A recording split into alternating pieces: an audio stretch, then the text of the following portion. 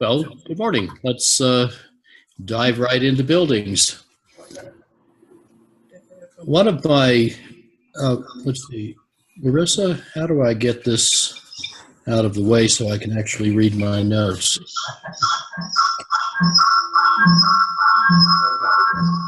So, okay. One of my mentors, the inventor Edwin Land, the founder of Polaroid, said, "Don't undertake a project unless it is manifestly important and nearly impossible." Sound like anything you're doing these days? That marketing is what you do when your product is no good. That a mistake is an event the full benefit of which has not yet been turned to your advantage. He said any problem can be solved as long as it's stated properly. He said every creative act is a sudden cessation of stupidity. And he said people who seem to have had a new idea have often just stopped having an old idea. That, of course, is the hard part. So let me invite you to seek beginner's mind, original mind, child mind, to open yourself to new ideas by letting go of all assumptions and all preconceptions. In that spirit, just to rearrange our mental furniture a little and help us all get reminded, let's start with a little mental calisthenic I learned from the late, great Caltech engineer, Paul McCready. Textbooks on creative thinking for decades have presented this 9 dots problem, normally framed as find the solution that will connect all 9 dots with just 4 lines without lifting your pen from the paper. And that seems impossible. Let's see, we can go 1, 2, 3, 4, 5. That doesn't work. We can try a diagonal 1, 2, 3. That isn't going to work. But then we can think outside the box, the origin of that phrase. And then one day, Paul, the professor came in this room a bit earlier. One of his students just said she'd figured out how to solve this problem in just 3 lines. 4 was hard enough. Dots are infinitely small. Actually, you know, these are pretty plump dots. And it looks like we don't have to go through the middle of them. So, if your paper's wide enough, you can do this Z for Zorro trick. And then seeing that, the students started to feel rather liberated, and they started finding ways to solve this problem with just 1 line. There are a lot of 1-line solutions. I'll get you started with a few. Our Japanese friends might suggest the origami solution. You just fold up the paper until all the points come together in a line. Or if you're a geographer, you might want to use a really long line. Or any mechanical engineers in the house, tool-using critters. So you can get a tool called a scissors. There was no rule against cutting out the dots. Or if you're a statistician, you could crumple up the paper, and if you stab it over and over again enough times, eventually you'll go through all 9 dots at the same instant. The one I like best came from a 9-year-old girl who said, "You didn't say it had to be a skinny line, so I used a really fat line." So this tyranny of the word the, find the solution with just 4 lines, puts us back in the box. It keeps us from being creative and finding more elegantly frugal solutions. But once you get the problem properly stated, as Edwin Land said, the solution becomes self-evident. You know it's the right question when nobody can understand why people were for so long puzzled, wondering in the bewilderness about something so obvious like zero net energy buildings. Duh. A little context. Energy savings, 2/3 of them from smarter technologies, already deliver more global energy services than oil. And in the US since 1975, they have saved 30 times as much cumulative energy as all the renewable growth has added. But efficiency is just getting started. Back in 75, our government and industry all insisted that the energy needed to make $1 of GDP couldn't fall. A year later, I heretically suggested it could go down 72% in 50 years. so far, it's dropped 57% in 42 years. And yet just the innovations already added by 2010 can save another threefold, twice what I originally thought, at a third the real cost. And today that looks conservative, partly because what I'll call integrative design that optimizes buildings, vehicles, and factories as whole systems for multiple benefits can often make very big energy savings cost less than small or no savings, turning diminishing returns into expanding returns. Now, to be sure, both design and technology are together moving efficiency into fast forward. Every day brings progress in smart connected systems, new business and financial models, transformative new devices like LEDs, which swept away prior lighting improvements by becoming in each decade 30 times more efficient, 20 times brighter, 10 times cheaper. Across all sectors, 3/4 of U.S. electricity can now be saved for about 1/10 of its retail price. And soon LEDs alone will have saved 1/8 of the world's electricity. By the way, what else changes this fast? Well, LEDs backwards and inside out are PVs, photovoltaics, which, like wind power, the aqua curve, now cost less than the fossil fuels, the dashed lines that we feed into U.S. power plants. And that often makes old coal, gas, and nuclear plants uneconomic just to run. Now, potential energy efficiency gains are still gravely understated throughout virtually the whole global literature and practice. Let me try a metaphor from economic geology where the reserves of a mineral, the identified deposits proved by drilling to be profitably extractable with current technology, are only a small part of the resource base. And most energy analysts have a similarly narrow view of the energy efficiency resource, like the bright green zone in these definitions. The energy efficiency reserves that we could practically and profitably exploit are actually several fold larger than those now generally recognized and captured. And the missing majority is hiding in plain view, exploitable by integrative design. But this geological analogy, which I've used so far on quantity, actually breaks down on cost. Ore bodies are finite assemblages of atoms. Energy efficiency resources are infinitely expandable assemblages of ideas, depleting only stupidity, a very abundant resource. So unlike ore bodies, most of the emitted energy efficiency resource actually costs less than the efficiencies we're exploiting right now. That's because the extra savings don't come from adding more or fancier widgets, but from leaving out more stuff, using fewer and simpler widgets, but more artfully chosen, combined, timed, and sequenced to achieve bigger savings and more side benefits at lower cost. Let me say that again. The extra savings come not from adding more or fancier widgets, but from leaving out more stuff, from using fewer and simpler widgets, more artfully chosen, combined, timed, and sequenced. But this is not yet what our programs design or our experts generally deliver or our incentives reward. So let's explore how to do it. To make zero or positive net energy buildings become the new normal, we need to shift the balance of the value proposition by making cost lighter and value heavier.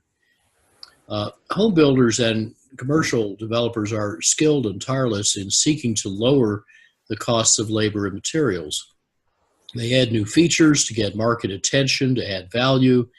They also raise energy efficiency to give customers lower utility costs with greater health, safety, comfort, environmental responsibility. Some builders brand these forms of value through standards like LEED. But there are two less common approaches that can further raise value without extra construction cost, namely integrative design, which can often reduce construction cost, and resilient power, which adds important value and often offers synergies. I'm going to focus here on integrative design. And I'm going to follow General Eisenhower's wise advice to make tough problems soluble by expanding their boundaries to encompass more options, more synergies, more degrees of freedom, so they embrace what the solution requires. The results of bigger and more integrative thinking may at first seem incredible, but as Marshall McLuhan said, only puny secrets need protection. Big discoveries are protected by public incredulity. RMI's 2011 synthesis, Reinventing Fire, showed that by 2050, at historically reasonable speeds, U.S. buildings can triple or quadruple their energy productivity, saving $1.4 trillion net present value with a 33% internal rate of return. So the savings are worth 4 times their cost. And Reinventing Fire showed how by 2050, the U.S. could need no oil or coal or nuclear energy and a third less natural gas, while saving $5 trillion net present value, assuming that carbon and all other externalities are worth 0, a conservatively low estimate. Growing the economy 2.6-fold, strengthening national security, and cutting fossil carbon emissions 82 to 86%, yet needing no new inventions and no acts of Congress, but with smart state and city policies led by business for profit. And because the private sector smells the $5 trillion on the table, the first 7 years of this 40-year journey are nicely on track, green actual versus blue proposed. This is just what should be happening. Reinventing Fire found that with concerted effort, the U.S. could run 70% more floor space in 2050 with uncompromised, in fact, generally improved services, and yet use 58 to 72% less energy than those buildings would use at 2010 levels of efficiency. That's 54 to 69% less energy than U.S. Energy Information Administration's forecasts show. And by law, those include no innovation, no new policies, no emerging technologies, let alone integrative design, just some minor savings that are already baked in. So our efficient technologies findings, that's around the middle of the chart, dark green, come from an exhaustive 2009 report by the National Academy of Sciences, which found that more efficiency would cost a third as much as the electricity it saves, half as much as the natural gas it saves. And then we have smart control savings just to the right of that, relying on detailed data that ACEEE compiled. Our integrative design savings, next to right-hand bar, are range relying on detailed data from actual building measurements back in 2010, but they're deliberately conservative and they're worse than our practice routinely achieves. Now, before counting integrative design, all these savings would cost $500 billion more than business as usual in present value investment, but they would return $2.4 trillion in savings for $1.9 trillion present value net. And this conservatively assumes that integrative design saves more energy than conventional disintegrated design, but does not cost any less per unit of savings, which in fact it often does. And we've shown a range of integrative design savings because the U.S. cases show a wide scatter in both savings and costs due to differing skill levels in design and execution. That adds uncertainty about adoption, but it highlights your business opportunity in taking integrative design rapidly and skillfully to scale. So to illustrate how conservative our estimates were for what integrative design would do, we separately analyzed new and retrofit for commercial and houses. And for new houses, our basic academy-based saving was 29% without integrative design, 48 to 69% with it. Now that is somewhat worse than our best case, 77% for a house about as efficient as mine. And you can see on the right side the wide scatter in both the measured savings and their marginal costs. And yet there's 4 diverse houses approximating our high savings case that cost the same or less than normal to build, highlighting, again, the business opportunity. For the separate analyses of housing and of commercial buildings, we averaged 2 numbers, the average of the better half and the average of the worst half of the measured performance data. Obviously, best cases would have given much bigger savings, but we were deliberately being conservative. And since that 2010 analysis, building efficiency gains have accelerated.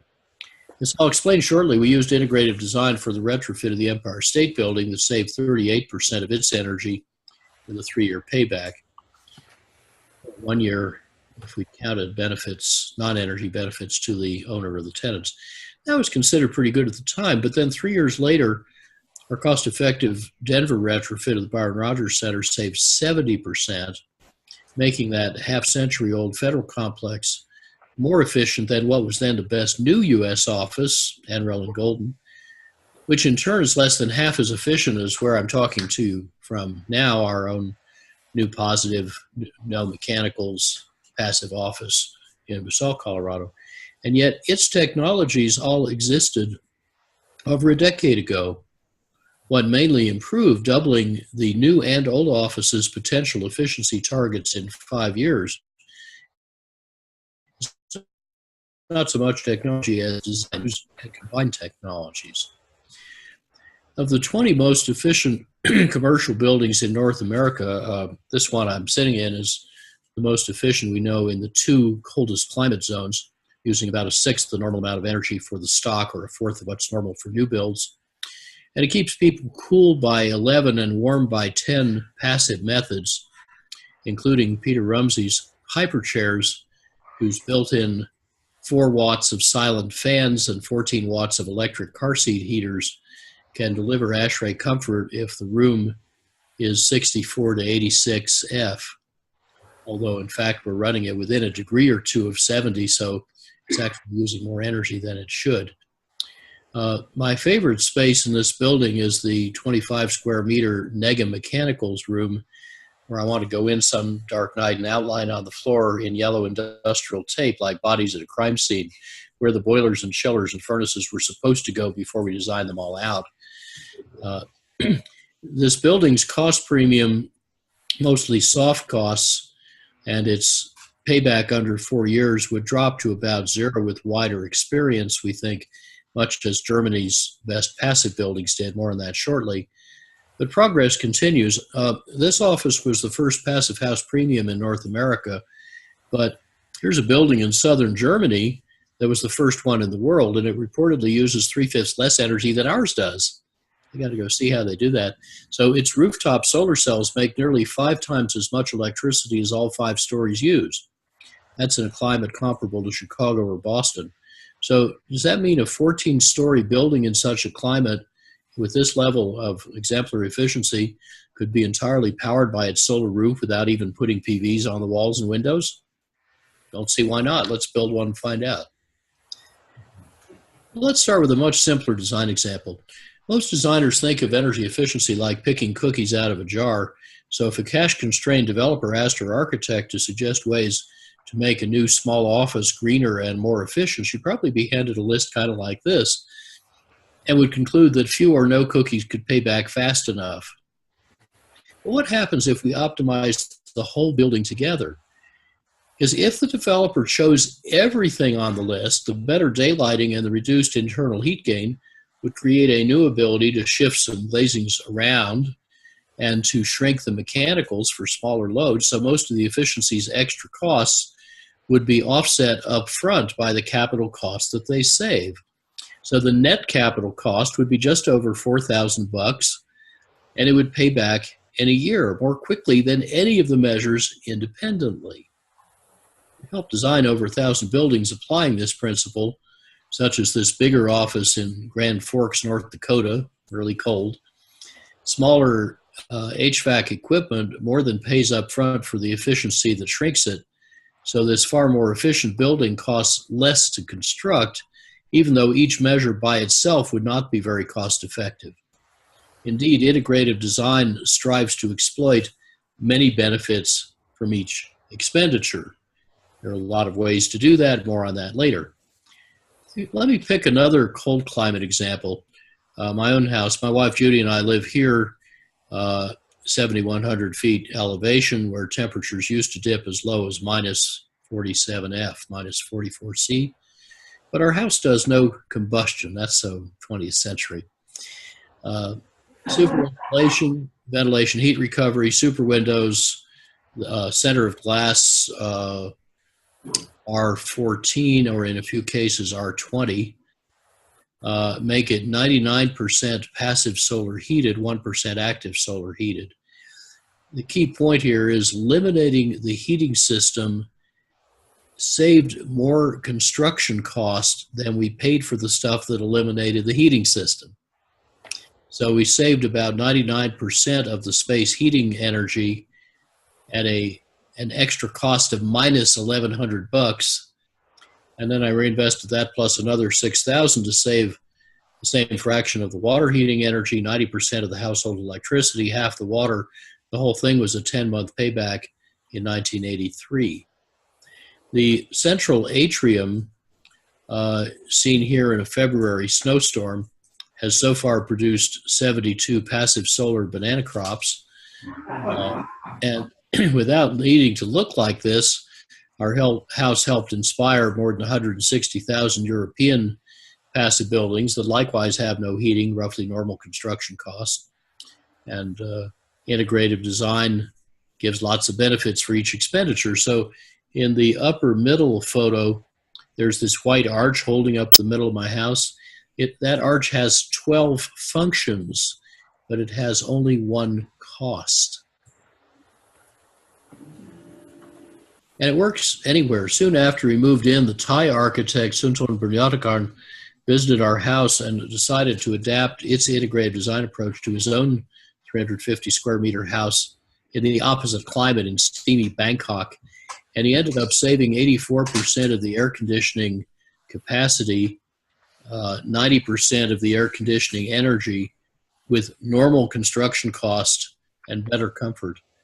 Now, practically everyone in the world lives in a climate somewhere between his and mine. Now, let's dig into a California example, a little trip down memory lane. This is from 1994 from PG&E's Act Squared experiment. So it's an ordinary looking 155 square meter, 1668 square foot new house. The Davis Energy Group designed 24 years ago, and its design would use 82% less energy than Title 24 then allowed.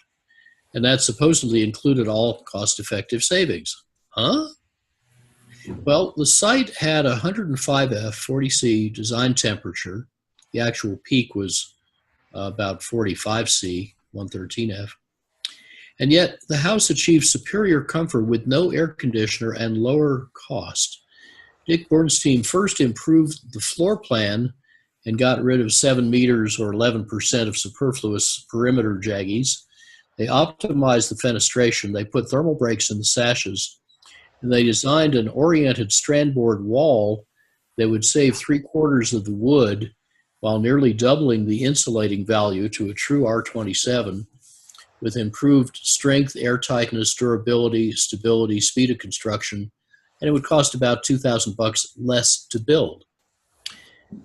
Now, all of that so far saved 17% of the site energy and $4,000 of construction cost.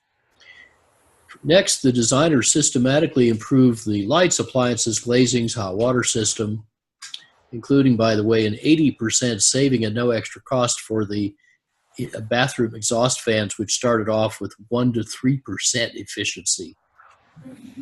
Now, water cooling the refrigerator was a little trick we did that made it more efficient. It gave free water heating, and it turned the device into a summer space cooler by sending building heat down the drain.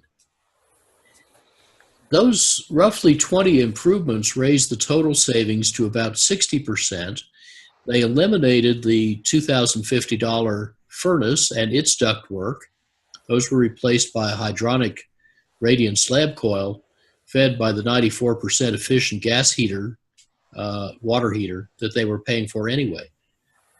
So by then, the total net extra cost had risen by nearly $1,900, and any more efficiency would cost more than the energy it saved. So were they out of options? Well, no, because they still had left 1/3 of the original 3.5-ton cooling capacity, and the designers had reserved a special basket called potential cooling elimination, where they put in all measures that didn't save enough energy to pay for themselves, but they would also cut the cooling load.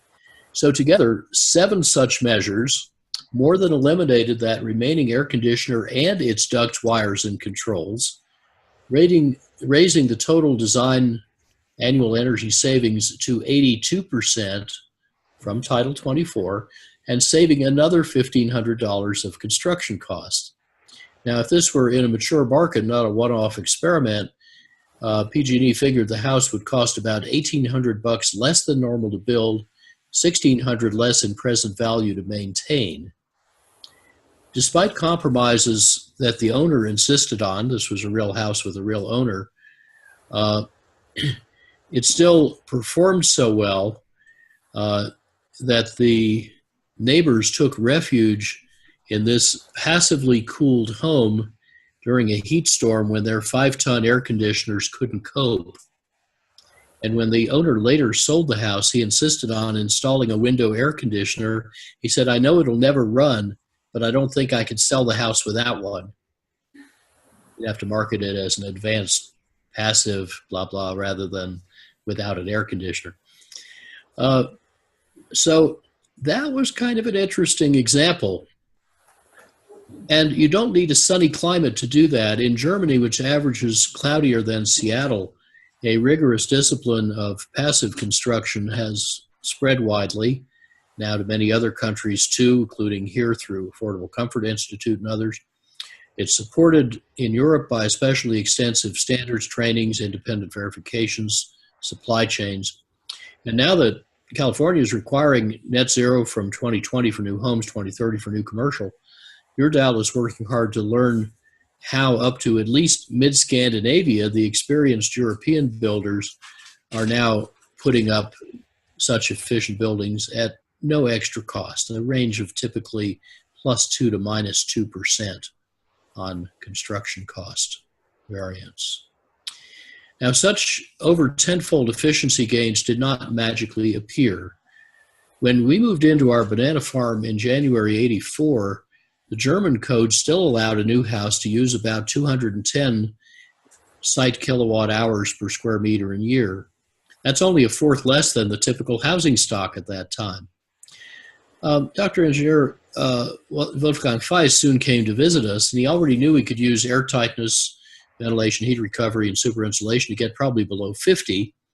But using early super windows invented 3 years earlier, we got below 25. So we needed not a smaller heating system as he had assumed, but no heating system, which saved even more capital costs to pay for the super windows with money left over. So Wolfgang went back to Darmstadt, built his first real passive house, one with no heating at all, and later a net zero house.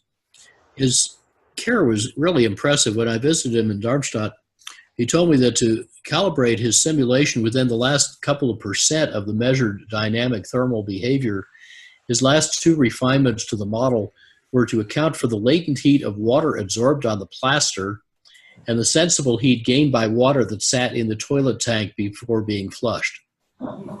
German engineering. The state-of-the-art evolved by Wolfgang's Passive House Institute and the many organizations it spawned, including now the Affordable Comfort Institute here, has progressed enormously. The best cost-effective retrofits, like the North German examples at the upper right, are now 12 to 17 times more efficient than the post-war German norm at the upper left. And making the whole building stock that good will occupy Germany's skilled builders for the next 2 generations. For new German passive houses, the extra construction cost fell 4-fold in 15 years till '05, and then it kept on falling to the plus or minus 2% I mentioned, depending on the builder's experience and skill. Obviously, if you have to pay for your builder's or designer's education, it costs more. And the economics are actually similar for apartments and in more severe climates. In 2014, the IPCC's Working Group 3 found that super efficient buildings do not raise construction costs until savings get up around 90% or more. Maybe not even then. And Germany's just done a big look ahead for its strategy for decarbonizing the whole building stock by 2050, as California will doubtless end up doing, through deep retrofit and passive house level new builds. And they found much lower total cost of ownership than continuing to run and fix buildings incrementally. And their analysis also confirmed that deep retrofits have about the same life cycle cost as shallow retrofits, rather than much higher cost as economic theorists assume. In fact, here's the IPCC 2014 metadata on high savings European building retrofits, different building types, different climates, different countries. They found no significant increase in the cost of saved energy in those retrofits, up to and above 90% savings. Nearly all climate models assume from economic theory that retrofit costs must become really high, if not prohibitive, for such large savings. But I think we'd all prefer data to theories. Now, industrializing mass retrofits to net zero standard and streamlining their finance and their soft costs is now getting cheap enough to finance entirely from saved energy, while extending building life and improving amenity, health, and value. And that whole retrofit package was even demonstrated, I think, in the UK to be installable in a single day while you're off at work. My colleague Martha Campbell and her team hope to adapt and spread this European energiesprong approach to the US, starting in the Bay Area. As we proved in the greeting of the White House for President Clinton, historic preservation need not block super efficient retrofits. Some British practitioners have even super insulated, half-timbered Elizabethan houses.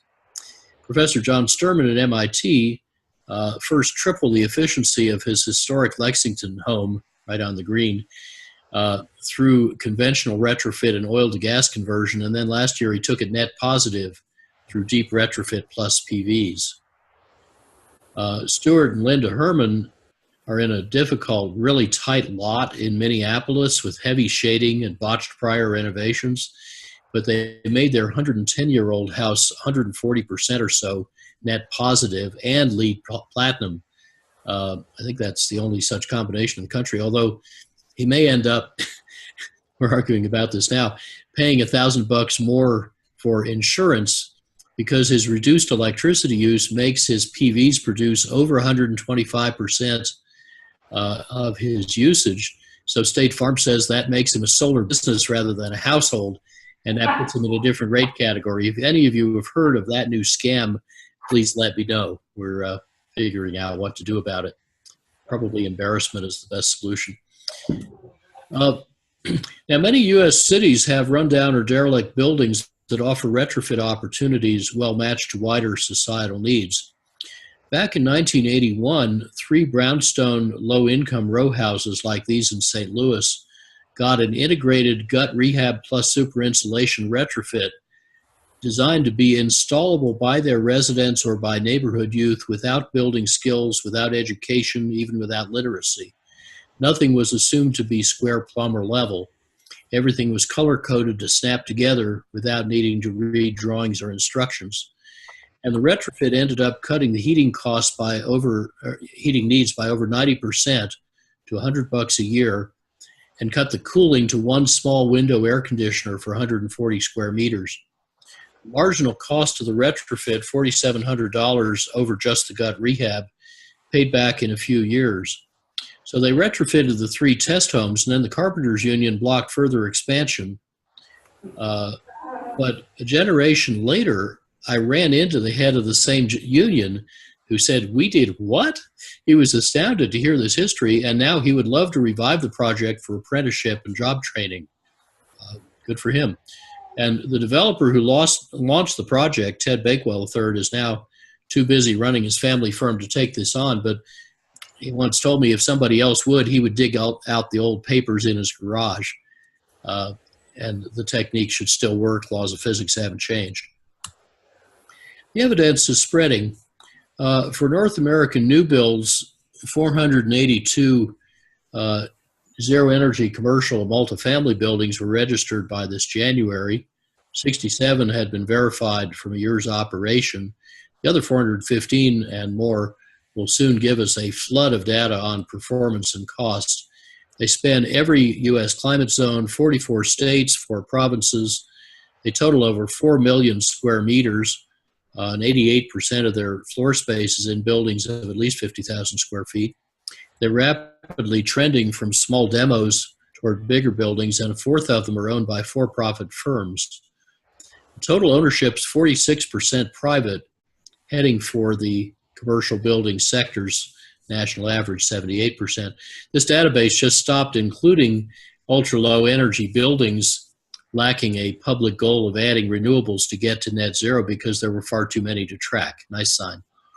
And the verified building's average gross site energy consumption is 57 kilowatt hours per square meter in year, or a fifth greater than our building's recent level of 47 before we power manage the video conference equipment or operate it to design intent.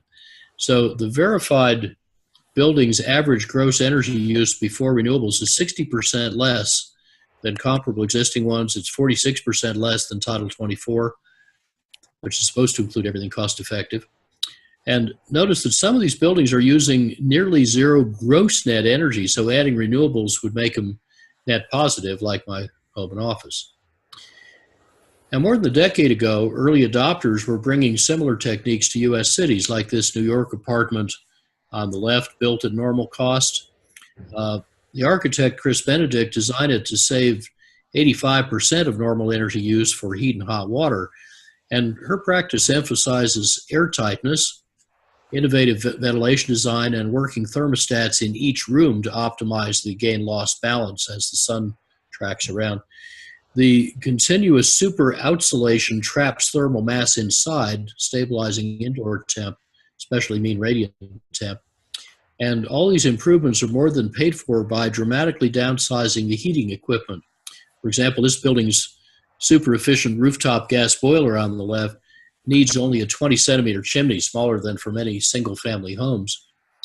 And there's a couple of newer ones on the right. Her outsulated Bronx hotel is getting its hot water free from the hydronic air conditioner. Similar results can be achieved even in countries with low construction costs. In 6 muggy Indian cities, Rohan Parikh's team at Infosys built 1.5 million square meters of offices using 80% less energy than the Indian norm, with 10 to 20% lower construction costs, 60% less cooling capacity, but superior comfort and satisfaction. His later models actually flipped the building upside down, as you see on the left, because the extra structural cost was less than the value of the self-shading. The glare-free daylighting you see across the whole floor plate on the right is delivered throughout by contract. If workers complain of glare and demand blinds, the architect doesn't get paid. They pay attention to the facade treatment. Now, if this approach is also commonsensical and obvious, why isn't it widespread? Mainly because, I think, of a conceptual blockage between our ears. In conventional practice, the more you save, the more it costs, diminishing returns. And that notion from economic theory is deeply embedded in the thinking of most decision makers, even many designers. And in that conventional mindset, you invest in efficiency until its marginal cost equals its present value cumulative savings. And that's the cost effectiveness limit where most people stop. So when you're insulating a house, you stop at the insulation thickness that pays for itself over the years from the saved heating energy, but adding more wouldn't. That method, which is in all the textbooks, is flat wrong because it leaves out the capital cost of the heating equipment. It analyzes the insulation as a component, not the house as a system. It's disintegrated design. But if you count that avoidable equipment cost, and therefore you keep investing beyond this supposed limit, you reach a point where marginal cost suddenly goes down again. For example, as in my own house, you no longer need furnace, pipes, pumps, ducts, wires, fans, controls, fuel supply arrangements. But then we can tunnel through the cost barrier. Why get there the long way around when you can go straight to it by asking, is there a sensible way to design this building with no heating system? There almost always is, likewise for cooling. Now, after only 3 decades, this concept is becoming widely accepted in Europe, as you can see in these German and French sketches of the tunneling opportunity. But can it also apply in the tougher case of retrofitting big buildings? I mentioned earlier that our integrative retrofit design executed with Johnson Controls and others saved 2/5 of the Empire State Building's energy. How? Well, first of all, remanufacturing all 6,514 windows on site, done by the Teamsters, into super windows that pass light through but block heat, plus better lights and office equipment, air handling units, and so on, cut the peak cooling load by a third. But then renovating smaller chillers instead of adding bigger chillers and correspondingly shrinking the electric risers saved $17 million of capital costs, paying for most of these improvements and cutting the payback to 3 years. Retrofit savings can get a lot bigger and cheaper if they're also right timed to coordinate with routine renewals of facade and mechanicals. So let's go back to 1994. A 20-year-old office tower near Chicago, hot and humid in the summer, cold in the winter, suffered routine failures of the glazing seals, happens about every 10 or 20 years, so it needed a new glass curtain wall. And we showed, Greg Franta and I, that reglazing, not with like, but with super windows, tuned to elevation, plus the usual other improvements, could cut the peak cooling load by 3/4. Remember, this is not a largely opaque facade like the Empire State Building. This is all glass and no windows. And the better glazings would let in 6 times more visible light, 10% less unwanted heat, several-fold less noise. They would cost an extra 78 cents per square foot of glass. We would also retrofit deep daylighting, which you can now do upwards of 40 meters in.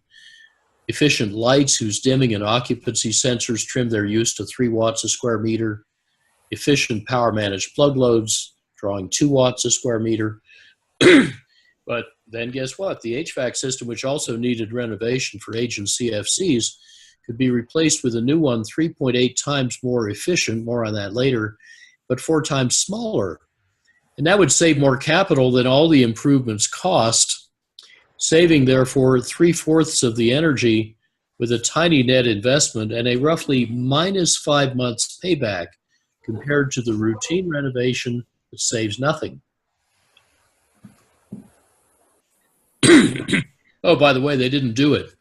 Interesting story in how each of the 24 parties in the commercial real estate value chain offers an efficiency business opportunity, but each, if ignored, can be a showstopper. So implementation takes relentless patience and meticulous attention to detail. What happened here is the very large fiduciary owner thought the design was a wonderful idea, authorized it for construction, called back in 6 months to ask how it's going. We said, oh, we don't know. You just asked us to help with conceptual design, not construction management, but we'll call and find out. So we did. Turned out nothing happened because the property was actually controlled by a leasing broker, incentivized on deal flow and short of cash, therefore decided not to do this retrofit, but replace with like, thus losing the opportunity for 20 years. But then the gross occupancy cost was so high and the amenity was so awful, nobody wanted to be in it anyway, so the leases didn't roll and they had to sell it off at a steep discount to a bottom feeder. I think it did get somewhat fixed up after that. Otherwise, about 20 years more have elapsed. We could go back and try again. But I do recommend, if you haven't done so, you take a look at retrofitdepot.org, where we've posted cases and portfolio tools to help achieve this right timing for an owner's entire portfolio. See, it's going to take decades anyway to retrofit the national building stock, so we may as well schedule it in coordination with other major physical or financial building events. And that can wonderfully deepen the savings and improve the economics. There's over 100,000 curtains west over 20 years old and with failing glazing seals awaiting that treatment. Go for it. At the time of major renovation, similarly helped apply to cut the thermal energy need, electricity by 5%, water use 74%, carbon emissions 89%, while improving amenity and making every other window operable in that high rise. The higher ceilings with radiant cooling improved daylight distribution. Space efficiency also rose 20% so they could accommodate 600 more people. And in one tower, the smaller mechanicals freed an entire floor for other uses. So an integratively designed office, here are some older familiar examples, should tightly meld tuned super windows with careful shading and massing, optimize structural base and surface optics to reflect solar heat,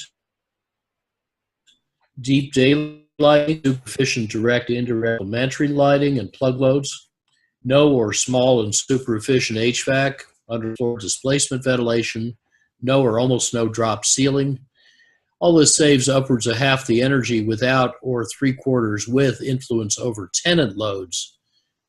And by the way, in a typical 23-meter low-rise height, you can fit in an extra 6th story. What that does is quite magic. Or it can raise the ceilings about 15 centimeters. So the lighting and thermal and air and acoustic quality are superlative. The occupants control their individual air and thermal conditions. The costs of churn in the space, reconfiguration dated, total capital cost more or less is 6 months faster and a lot simpler. Why would you do it any other way? So we're help spread this practice. There are equally vital innovations in business arrangements, including integrated project delivery, to align incentives and ensure seamless collaboration between owner, designer, and builder. Modern building information management systems, so all parties have the same complete and up-to-date data on the same software at all times. Performance-based design fees to reward design professionals how they spend. And these, are just as important. Animation problem. Sorry about that. These processes are just as important as the design and technology and construction that they support and steer. And actually, in this building, we applied them for the first time to a small project, and they brought it in at slightly under budget and under schedule. So how does a developer who's a novice in integrative design get started? There's an Idaho innovator, Gary Christensen, who read our 99 book with Paul Hawken, Natural Capitalism, and he just went for it, used his horse sense, learned by doing. His 11-story Boise tower saved 65% of the lighting energy before daylighting. He saved half on everything but plug loads, all at no discernible extra cost. And he saved 80% of the water, including innovative large area neighborhood capture. Far lower operating costs delivered rents comparable to buildings 20 or 30 years older. The turnover costs cut by underfloor displacement air distribution, shown at the lower left, fell by about $100 a square meter. But Gary did not rest on his laurels. He told me that having saved half the building's energy, he expected his next building would save half the remainder. And he added, "We don't talk of pushing the envelope. That's the last century. Our motto is stuffing the envelope, striving for nothing." And then when we get to nothing, he said, we'll strive to do even less. We like to think of ourselves as the ultimate slackers. Now, super efficient design, new or retrofit, rests not just on big ideas, but also on a whole lot of little details. For example, the Packard Foundation's new office saved about 1/3 of the photovoltaics needed to make it net zero. Quite valuable at the PV prices of 6 years ago. How'd they do that? I thought the energy budget for plug loads looked high. The designer said, "What do you mean? They're all Energy Star." So Peter Rumsey shopped more carefully for them and cut their total energy use from plugs by a further 58% at no extra cost with uncompromised functionality. Similar plug load diving was a key to making the PV small enough to fit on top of the super efficient bullet building in cloudy Seattle. My home's north hallway has an energy display screen that cost no more than other equally capable Energy Star models at the time, but it used 1/5 the energy of the worst one on the same Energy Star list. So there's a big scatter in there. Shop carefully and use the current market offerings because they keep changing. At Caltech, Peter Rumsey also helped lead this first LEED Platinum wet lab retrofit, 3 terms not previously much combined. And our team saved 5/6 of the energy normally needed, including 80% in cooling, 50 or 60% in the lab equipment, nearly 80% in the fume hoods air exchange, but with better safety. You know, there's 750,000 US fume hoods that cost $3 billion a year to run, and each uses about as much energy traditionally as 3 houses. And we had been warned that the Caltech scientists would not let us even think about changing their equipment. But as an old lab rat physicist, I just tried asking him friendly questions like, would you mind if we got rid of the noise from this little chiller in your mass spec by replacing it with a heat exchanger to that chilled water pipe over on that wall? Or we could modernize that power supply that keeps overheating and double the efficiency of this vacuum pump by replacing it with the more stable and reliable modern ones that we use by the thousands in chip fabs. Would that be okay? Sure it was. It turned out the scientists sure didn't want us messing with their experiments, but they loved their equipment to work better and cost less. So saving 50 or 60% there was not a problem. We also turned the 5-story tall light shaft for solar research into a light distributor for both science and natural illumination, and a rainwater cistern, and a chilled water reservoir helped improve cooling. So now this lab has become an archetype for the whole Caltech campus. Another must-have ingredient integrated is, as in cooking, not just to use the right ingredients, but also to do the right things in the right order. So, for example, most lighting retrofitters start by installing higher efficacy light sources and better controls. But the IES Handbook of Fundamentals rightly tells us first to improve the visual quality of the task, then the geometry and cavity reflectance of the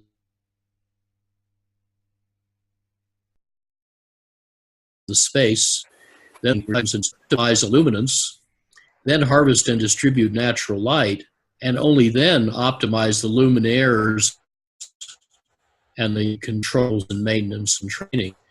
So this sequence can often save an order of magnitude more energy with better visual performance, better aesthetics, and yet most retrofitters proceed in reverse orders. So the luminaires don't get fewer and the illumination doesn't become better. This section of a famous Wisconsin daylit office shows 4 elements working in harmony to yield a 5-fold energy savings. Advanced glazings to cut heat and light flux across the envelope, light shelves to shade the glazing and bounce light up and deep into the floor plate, then a direct-indirect lighting system that responds to the daylight, lights mostly upward, lighting surfaces, not volume, and the raised floor for cabling, wiring, and a pressurized plenum to deliver air to each worker under individual control. And daylighting, of course, an art as much as science, but the technology can be arrestingly simple. Here's a primary school in Curitiba, Brazil. It had a roof overhang, you see at the right, too shallow to stop glare on the windows. Now, in the nearer room, the glare was so strong you couldn't see with the lights off because there was too much light in the wrong place with excessive luminance ratio. But adding a shade outside the outer window, continuing on the inside as a light shelf that bounced light up and back along the ceiling, let you see and save 3/4 of the electricity paying for textbooks. By the way, students also learn 20-odd% faster in well-daylit classrooms. So those cheap sheets of wood, cloth, or plastic to distribute daylight property are important to democracy and development. Maybe we should all do this retrofit in our towns. Here's another of Greg Franda's great examples, a school gently suffused with glare-free natural light. This one's in Hawaii. Some shop in Foxborough, Mass. Here's a simple daylighting design that's another set of the lighting energy. Cost a little more and said, we'll never do that again. Then he saw the Packard sales data and said, we're going to do that on every store. Look how it makes the produce glow how pleasant the space feels, so people want to come and stay longer. And they're not dumping daylight in the space, but bouncing it back up to spread across the ceiling without glare. In subsequent stores, a package of daylighting and efficient lighting in cases and PVs cost an extra $500,000 and paid back in 7 months after counting the margin from increased sales. And on the West Coast, a major franchise retail chain even found accidentally 40% higher retail sales pressure in well-daylit stores, and employees preferred to work there. Remember, by the way, if you do the right steps in the right order, daylighting is only step 5 out of 7. How do we keep people thermally comfortable with integrative design? Well, classically, that depends on the 6 variables of the Fungger comfort equation. So I aim the energy design of my house at low air temperature, high mean radiant temperature, medium humidity. It's all healthier than hot, dry air. We made the air and radiant temperatures out of phase by months to smooth their average, which, other things being equal, defines your comfort sensation. This office building I'm in now, a third of a century younger, more systematically exploits all 6 of these classical comfort variables. I once asked my hostess in Japan, why don't you heat your house? And very sensibly she said, why should I? Is the house cold? People have nervous systems and comfort sensations, but buildings don't. So we should keep people comfortable, not buildings, so we deliver task comfort like task lighting. That's the hyperchair I mentioned earlier.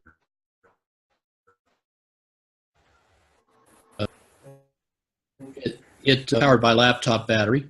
We expanded the range of indoor dry bulb air temperature to maintain ASHRAE comfort from 64 to 86 or 18 to 30 C by everything from excellent ceiling fans to super windows that slash the radiant loads. We rigorously reduced unwanted internal and external heat gains. I did 93% efficient ventilation heat recovery.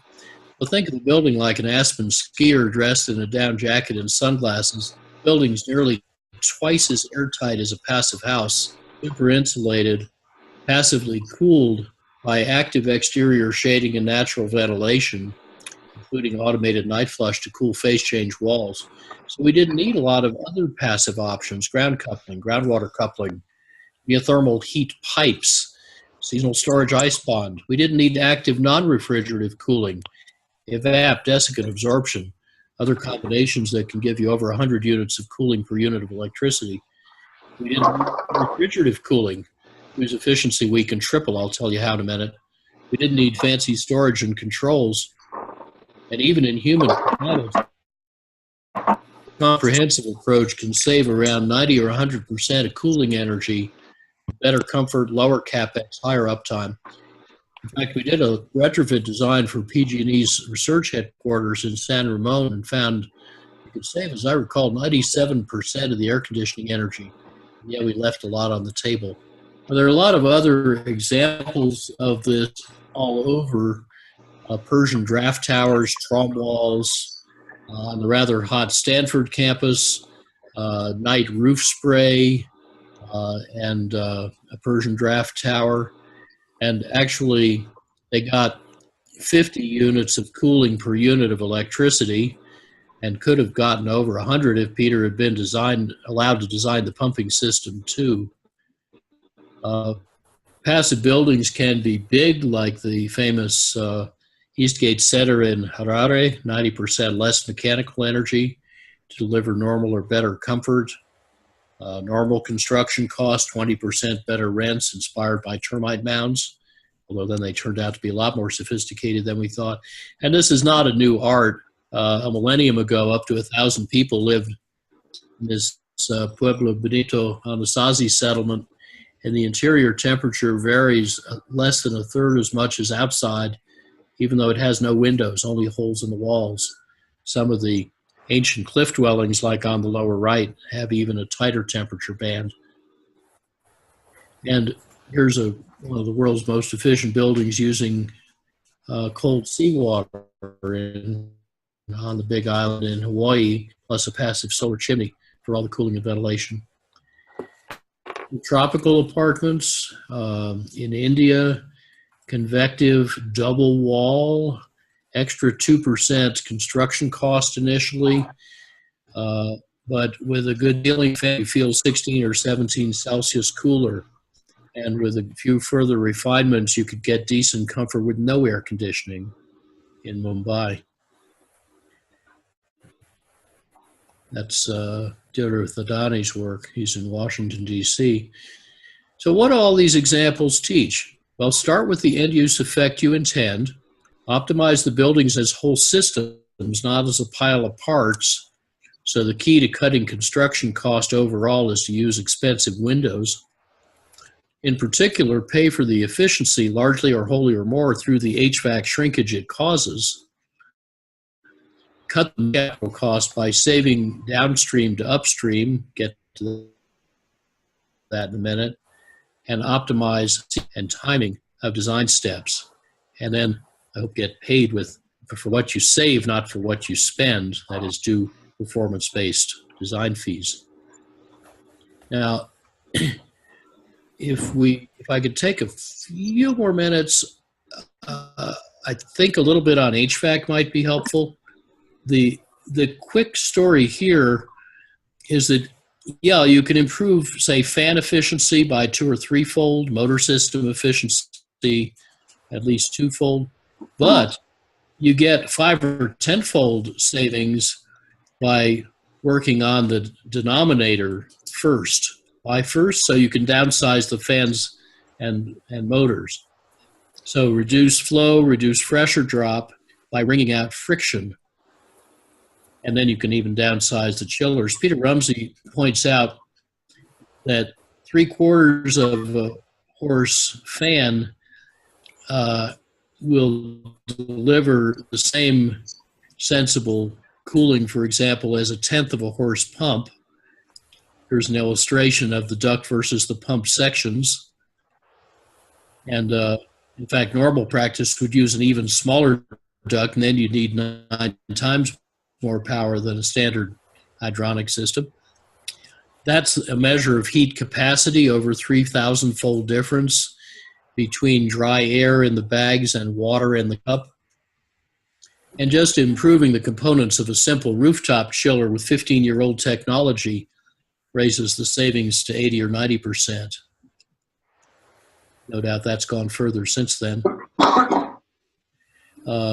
Similar with a standard rooftop box. That was prototyped 21 years ago. Could have been further improved with direct drive axial fan and added evapodesiccant modules. Of course, don't forget to paint it white. EER 26 to 56, 21 years ago. Now, in a big chiller system with this 5-loop process, very briefly, I'll show you the results of wringing out friction in the fluid handling, order of magnitude savings on the fan and pump systems, saving about 1/3 on the chiller with very close approaches and optimized impeller speed, and saving an order of magnitude on the cooling towers with big, fat, squat towers, oversized fill, and big, slow fans at variable speed. So that's a 2/3 saving from standard practice in a big water-cooled centrifugal system in Singapore. And actually, if you go to a dual chilled water temperature, it's a 70% saving. COP 6.8 or 0.52 kilowatts per ton end-to-end for the entire system, supply fan through cooling tower, lower capital cost, better comfort. There's one trick to it, and that is in coil design. Willis Carrier misinterpreted his lab data in 1921 to be saying that airflow through the coil is turbulent and condensation is filmized. Actually, when Sam Luxton built the wind tunnel and looked, it turned out the flow was laminar, the condensation was dropwise. So if you turn the dense, deep coil shown at the upper left around sideways and blow the same mass flow of air through the same mass of copper at 1/4 the face velocity, under 200 FPM, not several times that, then you no longer smear out and blow away those precious droplets, you get from 29% better dehumidification, 20 times less airside pressure drop, smaller fans, smaller chiller, smaller parasitic loads. All the vicious circles turn around backwards into virtuous circles. Capital cost goes down more, comfort improves, and this will give full hash rate comfort over the full turndown, which you cannot otherwise do. So we can, if you wish, in discussion, go more into the benchmarks for best buildings in a variety of countries at the right. But what I'd like you to take away from this is that you can save a factor 5 or 10 on the electricity and about 3 capital costs, while also gaining about 5 or 6 percentage points on space efficiency by combining all the stuff I've talked about. Whatever exists is possible. So there's more frontiers in electrification that probably make it no longer worth connecting gas to new builds. Oh, what's wrong in the upper left? Look at the roof color. But for example, middle fist-sized heat pump that's 2 or 3 times more efficient than normal heat pump. At the lower right is a Swiss cooking system that's 3 or 4 times more efficient than normal. It's better than induction, better than gas. And don't stop your whole systems thinking at the walls of the building. You know, in a typical big box store, the parking lot's paved with dark asphalt. So the radiant heat and the hot air roast the store, the cars, and the customers. They soak up light, so the ever higher night lighting is called for to provide security at night. Then the light gets so dazzling, customers are temporarily blinded as they drive off the lot, so you get sued anyway when they hit stuff. So an integrated designer would use light-colored paving, cooling the store and the cars and the customers. It lasts longer, it reflects light better for night security and for saved lighting fixtures and energy, and it even has a pervious surface to shrink or eliminate the stormwater infrastructure. Of course, you then combine that with the outdoor lighting revolution, with these amazing new LED fixtures that do a checkerboard. No doubt there's even better than this now. But altogether with light-colored paving in a parking lot, you can go down to 1/100th of a watt per square foot, about 2% of the ASHRAE norm, and see better. And then maybe the next simplification is to take the 6 reasons that we bury pipes and wires in the ground and connect them to expensive remote infrastructure, and do each of these same or better with on-site techniques, which will cut the cost to society. And there's some evidence emerging it probably also cuts the cost to the developer, while also gaining more siting and phasing flexibility and better cash flow. Certainly more resilient as well. Get the box a little ticky-tacky out of the box, you got to realize there's no box. Why am I focused on systems? Because thinking that energy efficient design is about choosing and installing efficient equipment is like supposing that if you toss good ingredients in a pot and heat it, you'll get a tasty dish. But actually, like good cooking, efficient systems come from whole system design with a good recipe that combines the right ingredients in the right sequence, manner, and proportions. In fact, it's kind of like eating an Atlantic lobster. There's these big obvious chunks of meat in the tail and the front claws, but there's a roughly equal amount of tasty morsels hidden in crevices that need skill and patience to recover. So you need to go for the whole lobster. Or to pick a different culinary metaphor, as Liang Lok says, like Chinese cook, use everything, eat the feet. Here's a few design maxims I've found useful, just to summarize concepts. You know, the author of The Little Prince said, Perfect simplicity is not when there's nothing left to add, but when there's nothing left to take away. Gregory Bateson, Michelangelo echoed the same thought. And Bateson said, seek the path of the next, kind of like Mike and Judy Corbett, who did that brilliantly integrated village homes project long ago in Davis. And Mike said, you know, you're on the right track when your solution for one problem accidentally solves several others. But of course, avoiding problems is a lot better than solving them. Lately become fashionable to teach that design is the art of compromise and trade-off, as if it were a way to negotiate with yourself to make sure you don't get what you want. Jay Baldwin, wonderful student of Bucky Fuller, who died in March, was just once staring out the window in a California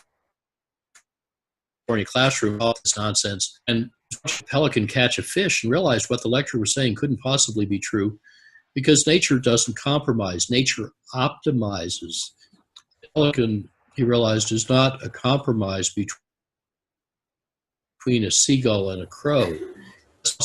After 90 million years, it's a very good pelican. So if you find yourself needing to compromise between desirable design goals, that usually means you haven't yet quite found the right statement of the design problem. Keep at it, and you'll get there. And then you'll have the feeling David Oakey did when he found a selenium carpet solution coming together, and he got everything he wanted, nothing he didn't want, a bunch of cool stuff he never thought to ask for. People, of course, feel and perform better in efficient green buildings. These are some of the reasons I think people feel better in my banana farm. But there's another element here I want to end with. It's the more subtle opportunity of biophilic design. The Harvard biologist T.O. Wilson and the late Yale architect Steve Keller hypothesized that people have an inherent affinity for life. So if you embrace nature and bring it into the building, you'll have happier, healthier, more productive people. And Bill Browning's Terrapin BG publishes guides to biophilic design. This stuff really works. And actually in my home, before it existed, by intuition, we checked 9 of the 14 boxes of what, when our ancestors were growing up on the savannah, they really liked to see in their landscape, and if they saw it, they get calmer and happier.